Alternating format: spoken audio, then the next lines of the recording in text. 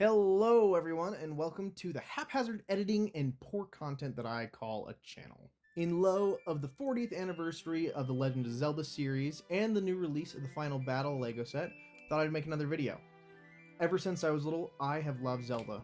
Probably at the influence of my older siblings, but it's my favorite thing now. Growing up, I played as many of the games as I could get my hands on.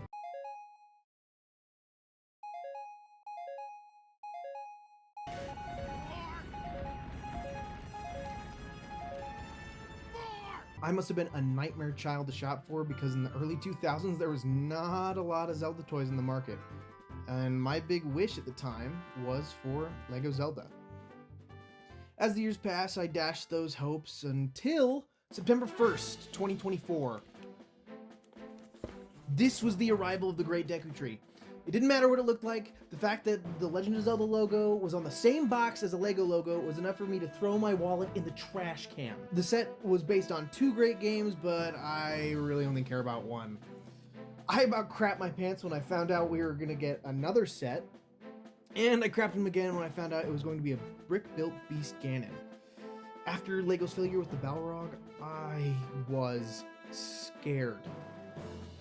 Thankfully, Ganondorf looks amazing, and the set comes with the sexy man himself. I cannot express how excited I am for this set. The inspiration for this video's build comes from the gift with purchase from Disney. It's a sick little build of a box TV with dials and antennae. As soon as I got my hands on the set, I knew I was gonna make a little Zelda scene. Legend of Zelda Ocarina of Time was played on this bad boy. And it has one of the strangest controllers ever made. With its weird shape and all its doodads, it's going to be difficult to recreate out of Lego. To make our controller recognizable, we'll start by making the 3-prong pieces. I did that with 2x1 curved slope pieces and 1x4 tile pieces. On the middle one, I added this little doodad. It's just a ball joint that is shoved into 2 hollow circular studs. The button display was pretty simple. I just needed the right colors to mimic the start button and the D-pad and all that. We'll round up the top using some 2x2 wedge plates and some wedge angle pieces.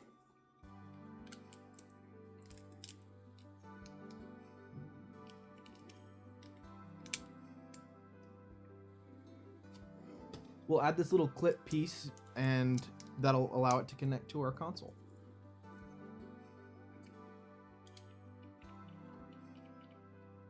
For comparison,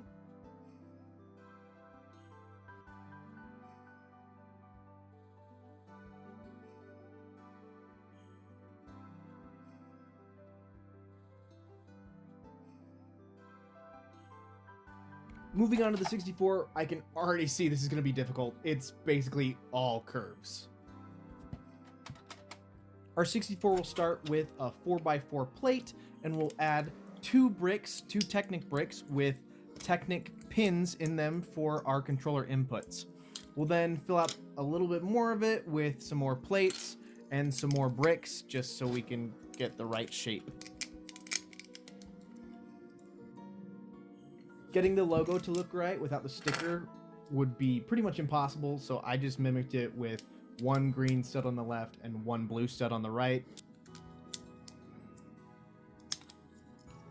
We'll then fill out the top a little bit more with some more plates and some more slope pieces.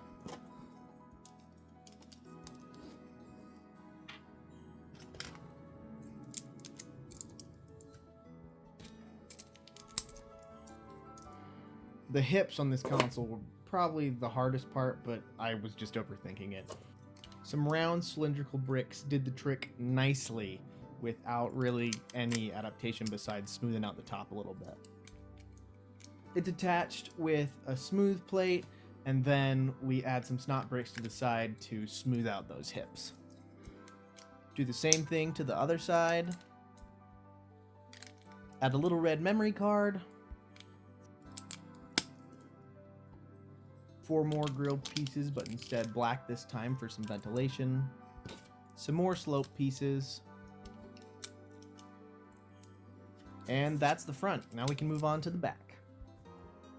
The back starts with a 2x8 plate with a 1x4 brick on top of it. We'll add some 2x1 plates on both sides.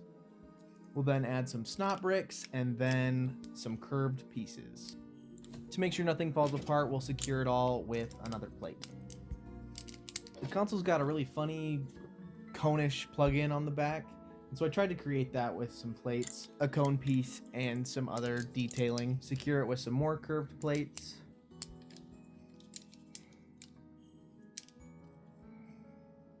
Add 2 of these wonky guys.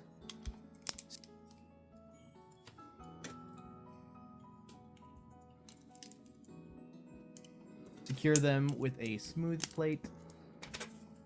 We'll complete the back by adding 2 1x2 bricks and 2 wedge pieces, both going towards the middle. Then we combine the 2 halves.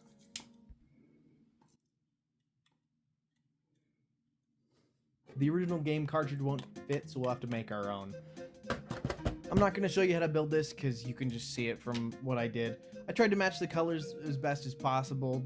You can kind of see the Zelda logo and the Hylian shield on the left and just the gold in general. But there's our 64 cartridge. Here's our 64 for comparison.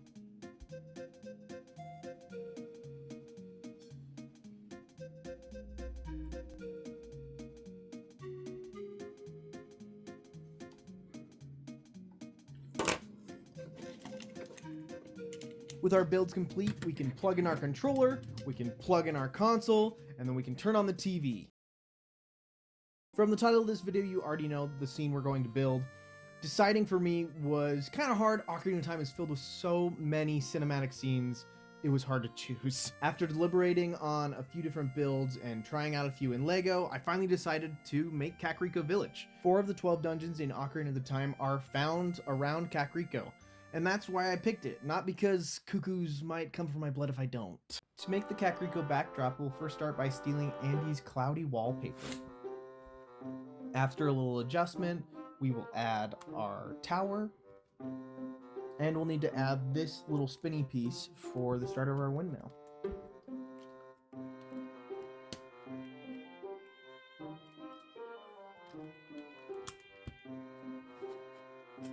I added another plate on the back for some security, and then I added these 2x1 tan pieces to fill out our windmills. Fans? Spines? The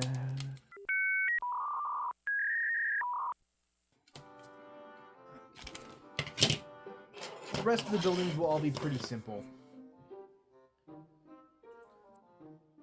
From left to right, we'll have the potion shop, somebody's house, the construction site, and then the mayor's home. To hold our backgrounds in our building together, I built this little snot brick contraption.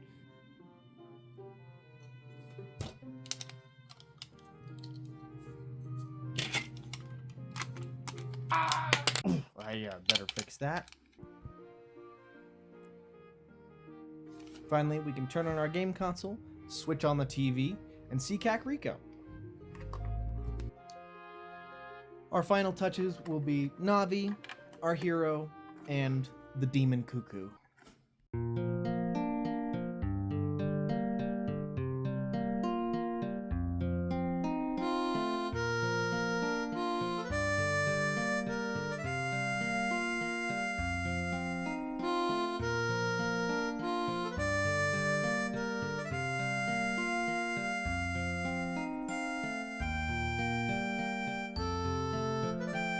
I plan to make more LEGO mocks to fit inside this little TV screen in the future, so if you want to see more of those, especially more Zelda ones, please subscribe and comment on which one you'd like to see.